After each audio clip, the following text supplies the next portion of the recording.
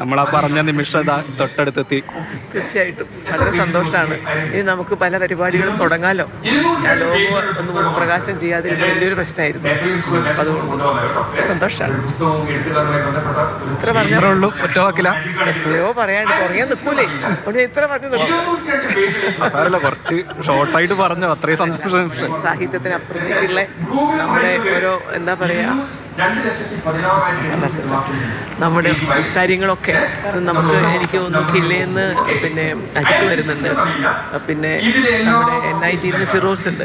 അവരുടെയൊക്കെ head of institution അവരെ അങ്ങ് ഏർപ്പാടാക്കി. അപ്പോൾ അവരോട് ഞാൻ പറയാൻ പറഞ്ഞിട്ടുണ്ട് സാഹിത്യത്തിനപ്പുറത്തേക്ക്, സാഹിത്യത്തിലും അതിനപ്പുറത്തേക്കുള്ള സാധ്യതകളെ കുറിച്ച് എപ്പോഴും പറയുന്ന ഇന്നലെയും മിഞ്ഞാന്നൊക്കെ പറഞ്ഞത് കോഴിക്കോട് ഹാസ് എ സോൾ അല്ലേ?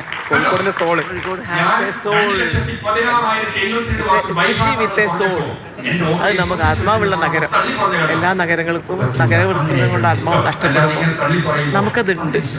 അതാണ് സസ്റ്റൈനബിൾ ഡെവലപ്മെന്റ് ഒന്ന്. എല്ലാവരും ചോദിക്കുന്നതേ സാഹിത്യ നഗര പ്രഖ്യാപനം വരുന്നു, ഇനി എന്തൊക്കെ മാറ്റങ്ങൾ നമ്മുടെ സാഹിത്യ രംഗത്ത് ഉണ്ടാകുന്നതാണ്. കാത്തിരുന്ന് കാണാനേ പറയാനുള്ളൂ. കാരണം മാറ്റം നമ്മൾ നിർബന്ധിച്ച് മാറ്റമല്ലല്ലോ. മാറ്റം ശരിക്കും പറയുകയാണെങ്കിൽ ഇത് ഇവോൾവ് ചെയ്ത് വരികയല്ലേ. അപ്പോൾ നമുക്കിത് കാത്തിരുന്ന് കാണാം. ഇവരൊക്കെയല്ലേ ഏറ്റെടുക്കേണ്ടത്, ജനങ്ങളല്ലേ ഏറ്റെടുക്കേണ്ടത്. നമ്മളവരുടെ കൂടെ നിൽക്കും, എല്ലാത്തിനും വലിയൊരു ഫെസിലിറ്റേറ്റർ ആയിരിക്കും.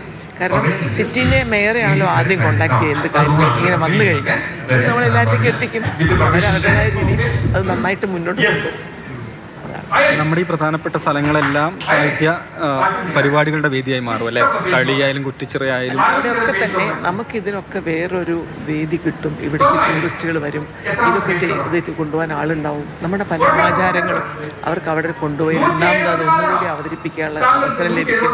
നമ്മുടെ നാടൻ കലാകാരന്മാർക്ക് അവിടേക്ക് ഒരു യാത്ര, ഇടയ്ക്കൊക്കെ രോഗം ചുറ്റാനുള്ള അവസരം, ഇതുപോലെയുള്ള സിറ്റി ഓഫ് ലിറ്ററേച്ചറിലേക്ക് നമ്മുടെ കലാകാരന്മാരെ കൊണ്ടുപോകാനും അവർക്കൊരു പൈസ കിട്ടാനും ഒക്കെ ഉള്ള അവസരമൊക്കെ ഇതിലേക്ക് വരും.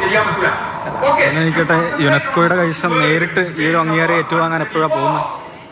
ഈ 30-ാം തീയതി 29-ന് പോകും പോർച്ചുഗലിലല്ലേ? 30-ന് പോർച്ചുഗലിലെത്തും. പിന്നെ അവിടുന്ന് 6-ാം തീയതി തിരിക്കും. 7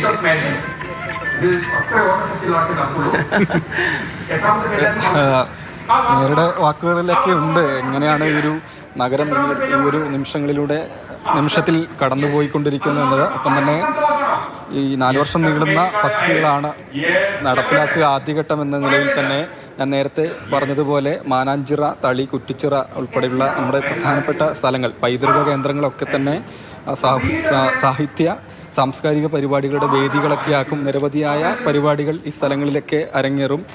അങ്ങനെ ലോകത്തിന് മുൻപിൽ ഒരു സാഹിത്യ കേന്ദ്രം തന്നെയായി കോഴിക്കോടിനെ മാറ്റുക എന്നതാണ് സാഹിത്യ നഗരം എന്നതിലൂടെ ഉദ്ദേശിക്കുന്നത്.